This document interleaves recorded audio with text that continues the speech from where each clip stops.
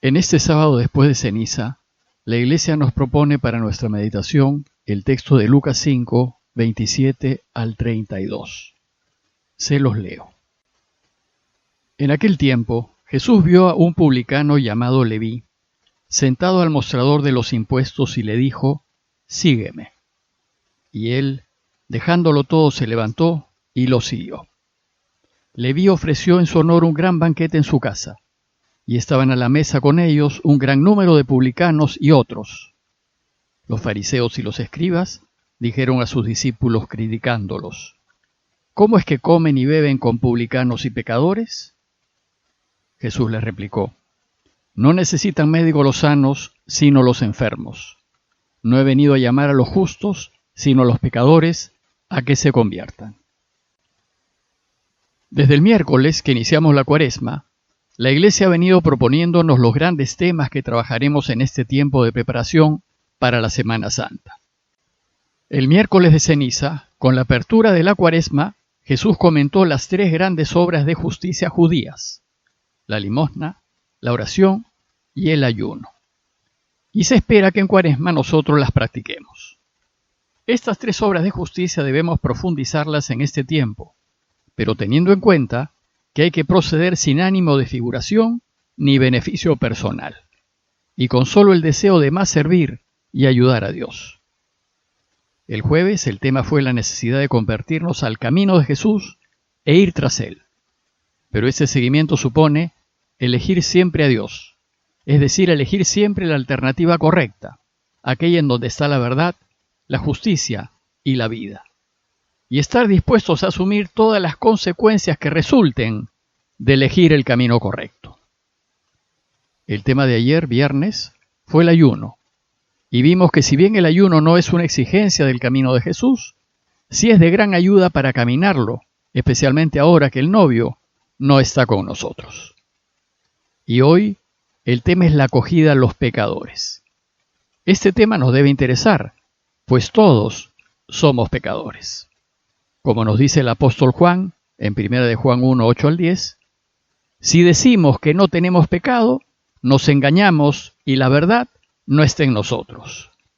Si reconocemos nuestros pecados, fiel y justo es Él para perdonarnos. Y si decimos que no hemos pecado, le hacemos a Él mentiroso y su palabra no está en nosotros. El día de hoy es de especial relevancia, pues nos enseña que todos podemos convertirnos, dejar completamente el pecado y ponernos a caminar con Jesús. Y que a pesar de ser pecadores, todos estamos invitados a seguirlo, y Dios se alegra profundamente de ello. El texto empieza diciéndonos que en aquel tiempo Jesús vio a un publicano llamado Leví sentado al mostrador de los impuestos y le dijo, «Sígueme». Resulta que el publicano Leví, hijo de Alfeo, es también identificado como el apóstol Mateo. Cuando el evangelista Mateo, en 10:3, nos da la lista de los 12 apóstoles, lo llama Mateo el publicano. Bueno, pues los evangelistas ubican ese pasaje en el pueblito de Cafarnaúm. Inmediatamente antes de este relato, Jesús ha curado a un hombre cubierto de lepra, y luego a un paralítico que descolgaron por el techo mientras enseñaba en casa de Pedro. En ambos casos, al curarlos, los perdona, pues para los judíos la enfermedad es causada por el pecado, y al eliminar la causa de la enfermedad, el pecado, se curan. Pero el pasaje de hoy se trata de un caso especial de enfermo, de Leví, un publicano, un pecador público cuyo pecado era evidente para todos, pero que no se traduce en una enfermedad visible. Como Cafarnaúm quedaba al lado de un camino romano muy importante, la Vía Maris, y estaba en la frontera entre el reino de Herodes y su hermano Filipo, se entiende que Mateo estuviese allí en una mesa de impuestos. ¿Pero por qué un publicano era considerado un pecador? El publicano era un cargo romano, establecido por los invasores para cobrar impuestos al público judío. De hecho, el nombre deriva del adjetivo latino publicus, que tiene que ver con las cosas públicas. Este cargo, los romanos lo vendían al mejor postor entre los habitantes de una determinada región o ciudad. Y la venta duraba 5 años y se le renovaba en función del desempeño. Los romanos vendían este puesto a gente muy rica, que se encargaba de los impuestos de una región y que a su vez los subarrendaba a gente de los pueblitos. Estos cobradores de menor rango eran los que lidiaban directamente con la gente. El deber del publicano era entregar a Roma una cantidad determinada, y todo lo demás que pudiesen cobrar se lo quedaban para sí. Con este aliciente, los publicanos solían enriquecerse a causa del pueblo. Los publicanos cobraban varias clases de impuesto. Primero, había un impuesto por persona. Este era un impuesto muy doloroso para los judíos, pues al pagarlo se reconocían sometidos al dominio de Roma. Había también un impuesto sobre la tierra y sus productos. Este era también un impuesto ofensivo para los judíos, pues ellos consideraban que la tierra era de Dios y que no debían pagar impuesto alguno. Pero también había una serie de impuestos adicionales: impuestos sobre los ingresos, al consumo de bienes de lujo, a importar y exportar, y había toda clase de peajes. Por ejemplo, se pagaba por usar los caminos y los mercados, por usar carretas y por los animales que las tiraban.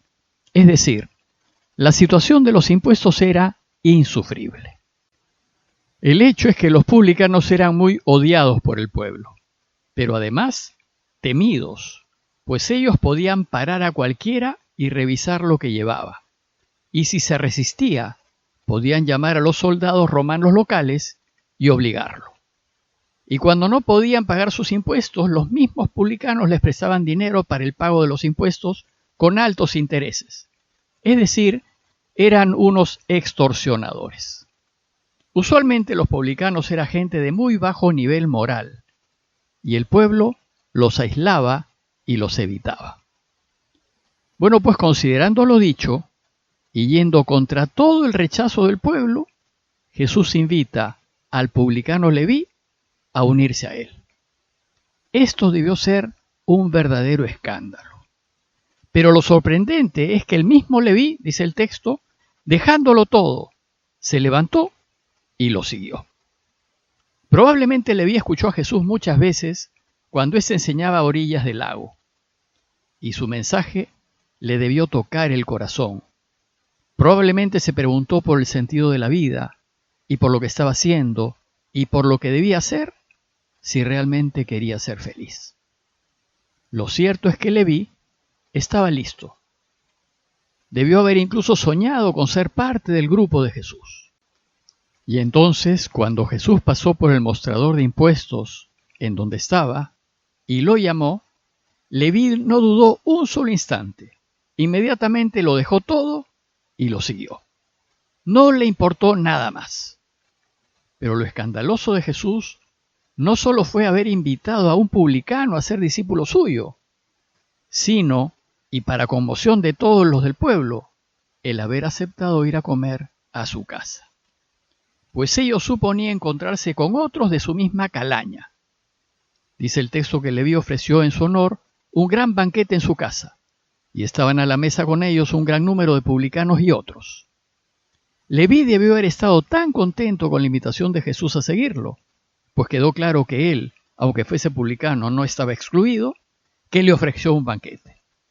Y le pareció que también sus amigos, que probablemente vivían una vida muy licenciosa y acomodada, pero que se encontraban interiormente vacíos y viviendo una vida sin sentido y solos, podían también ser tocados por Jesús y cambiarles la vida. Pero para los escribas y fariseos lo que hizo Jesús fue demasiado. Se había pasado de la raya, estaba alterando las cosas, yendo en contra de la ley que rechaza a los pecadores. Por eso dice el texto que los fariseos y escribas dijeron a sus discípulos criticándolo: ¿cómo es que comen y beben con publicanos y pecadores? Le dicen que lo que están haciendo es un escándalo, que no pueden contaminarse sentándose en la misma mesa con esos pecadores. ¿Cómo puede pues ser Jesús un profeta si no duda en quedar impuro compartiendo la mesa con pecadores? Ciertamente no puede ser un hombre de Dios. Pero para Jesús, el hecho de compartir la mesa con pecadores es un claro mensaje que indica que los considera dignos de ser sus compañeros. Por tanto, todos podemos ser compañeros de Jesús. Todos, por más pecadores que seamos, podemos volvernos a Él y caminar su camino. Lo cierto es que los escribas y fariseos no se atreven a criticar a Jesús directamente. Su cobardía los lleva a criticarlo, criticando a sus discípulos. Pero Jesús escuchó la crítica y salió en defensa de lo suyo diciéndoles: no necesitan médicos los sanos, sino los enfermos. No he venido a llamar a los justos, sino a los pecadores, a que se conviertan. Esta es la enseñanza central del relato. Jesús quiere llevar a todos a que vivan y sean felices. Los justos están sanos, ya están en el camino, pero los pecadores no. A ellos hay que ayudar.